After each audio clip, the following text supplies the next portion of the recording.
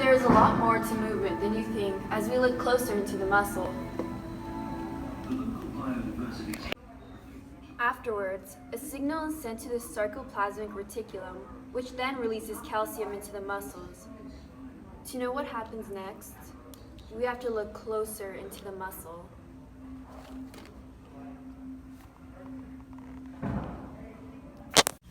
The calcium ions then bind to the troponin.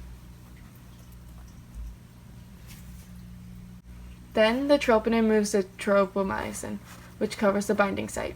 Troponin and tropomyosin are used to prevent the muscle fibers from contracting all the time. Since the binding sites are now exposed, the myosin head can now bind to the actin, creating a cross bridge. As the myosin head bends, moving the actin, ADP and phosphate is released. Then, in order for the myosin to let go of the actin, ATP is needed. ATP is hydrolyzed to ADP and phosphate, putting the myosin back to the cocked position, repeating the process. The pulling of the actin forces the sacrum to shorten, making the muscle contract.